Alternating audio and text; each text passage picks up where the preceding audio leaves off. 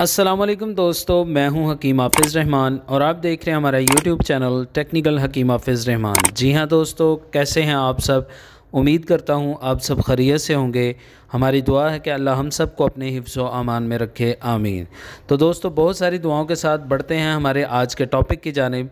तो हमारा आज का टॉपिक है जी, टाइफाइड बुखार का आसान इलाज। जी हाँ दोस्तों, आज की वीडियो में हम बात करेंगे कि हम टाइफाइड बुखार का आसानी के साथ, देसी नुस्खे के साथ, घर में बैठकर आसानी के साथ कैसे इलाज कर सकते हैं।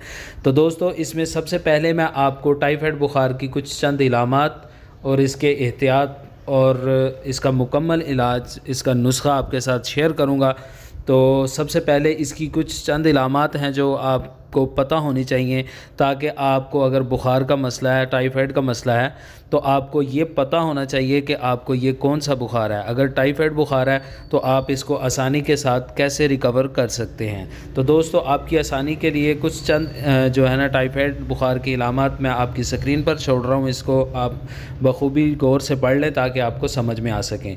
दोस्तों, टाइफाइड की इलामात में सबसे पहले इस मर्ज़ में अंतड़ियाँ जो हैं, आपके पेट की अंतड़ियाँ हैं, ये मुब्तला मर्ज़ होती हैं।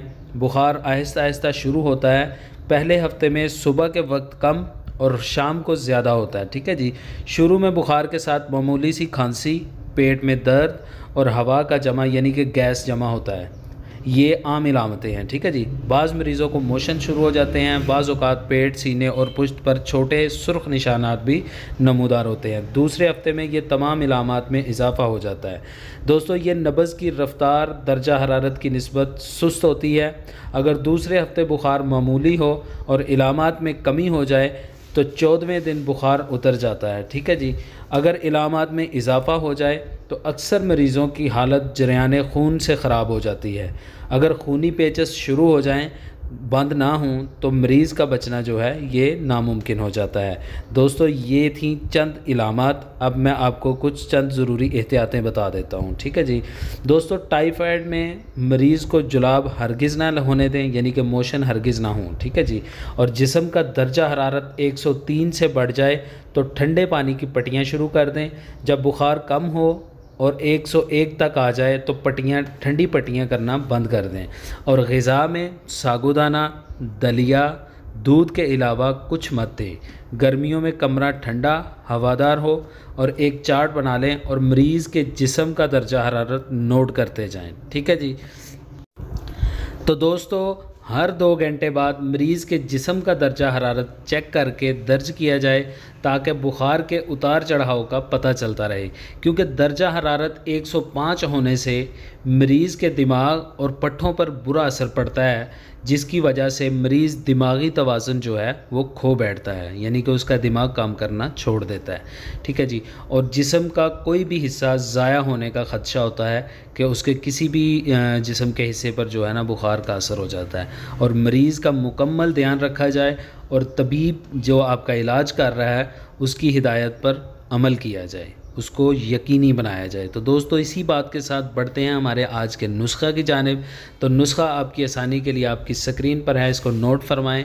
इसमें सतगलो 6 ग्राम, तबाशीर इंडियन 3 ग्राम, दाना इलायची खुर्द 2 ग्राम, कुश्ता संगे जराहत 6 ग्राम, कुश्ता अबरक सफ़ेद 6 ग्राम।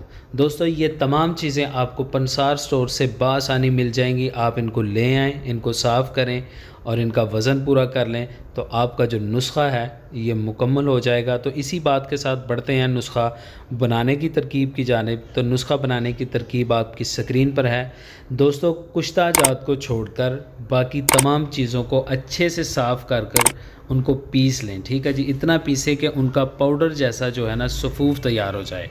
आप इसको छान लें और बाद में इनमें जो आपने कुश्ता जात जो आपने अलग रखे हैं वो आप इस सफ़ूफ में अच्छे से मिक्स कर लें और इसको किसी जार में आप इस मेडिसिन को महफूज कर लें।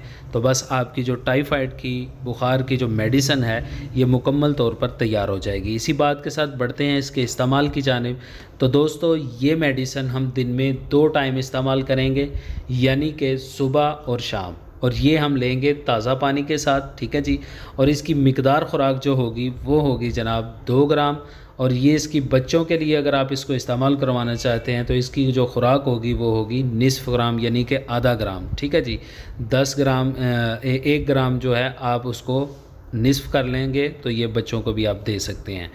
तो दोस्तों ये आपने बच्चों को भी सुबह शाम ताज़ा पानी के साथ ही इस्तेमाल करवानी है। और अगर आपको मेडिसिन के दौरान बहुत ज़्यादा प्यास लग रही है तो आप इसके साथ जो है ना नींबू की कंजवी जिसको बोलते हैं वो आपने बनाकर इस्तेमाल करनी है। ठीक है जी, तो इंशाल्लाह अल्लाह के हुक्म से चंद दिनों में आपका बुखार है जो है ये बिल्कुल आपकी जान छोड़ देगा।